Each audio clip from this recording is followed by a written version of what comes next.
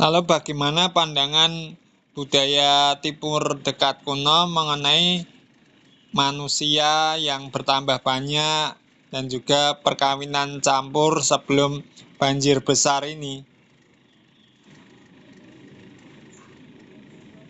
Wah, pertanyaannya keren banget. Kalau kita lihat dari perspektif budaya Timur Dekat kuno, banyak mitos dan kisah yang mirip-mirip dengan cerita di Kejadian 6 loh. Jadi memang bukan hal asing di budaya sekitar Israel waktu itu. Misalnya, dalam mitologi Babilonia, ada kisah dari epos Gilgamesh yang menyebut makhluk campuran setengah dewa dan setengah manusia, bahkan juga tentang banjir besar.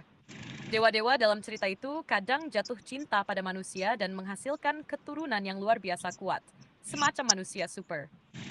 Itu mirip banget dengan konsep Nephilim, bukan? Budaya-budaya ini sering menggambarkan masa sebelum banjir sebagai zaman keemasan, ketika para pahlawan besar, makhluk luar biasa, dan raksasa hidup berdampingan dengan manusia.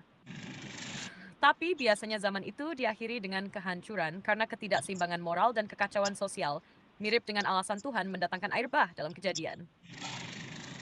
Jadi, bagi orang di Timur Dekat kuno, perkawinan campur antara makhluk ilahi dan manusia bukan hal aneh. Tapi bedanya, Alkitab tidak memuliakan cerita itu.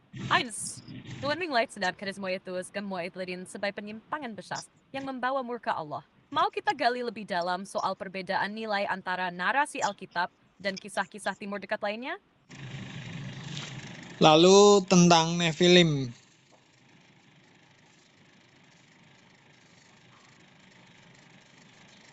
Aku nggak menemukan informasi yang relevan soal Nephilim dalam konteks pembahasan Alkitab, Kejadian, atau studi religi dan teologi. Nama tersebut justru muncul di berita bisnis dan forum komunitas otomotif, bukan dalam konteks spiritual atau kitab Henoch. Cited turn search weapon. Mungkin kamu berbicara tentang figur atau pembicara lain, seperti Neville Goddard atau guru lain yang namanya mirip. Untuk memastikan arah pembahasannya tepat, kamu mau jelaskan lebih lanjut siapa Neville Leming yang kamu maksud? Apakah dia seorang penulis, pengkhotbah, atau tokoh dalam teologi tertentu? Kalau kamu beri sedikit info tambahan, misalnya di mana kamu dengar nama itu atau apa fokus ajarannya, aku bisa bantu cari lebih tepat. maksudku Nephilim.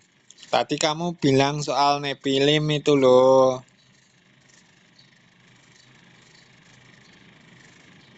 Oh, maksudmu Nephilim? Iya, itu yang tadi kita bahas di kejadian. Apa? Bisa aja autocorrectnya ngaco ya. Nephilim ini memang misterius banget. Di kejadian disebut sebagai orang-orang yang gagah perkasa zaman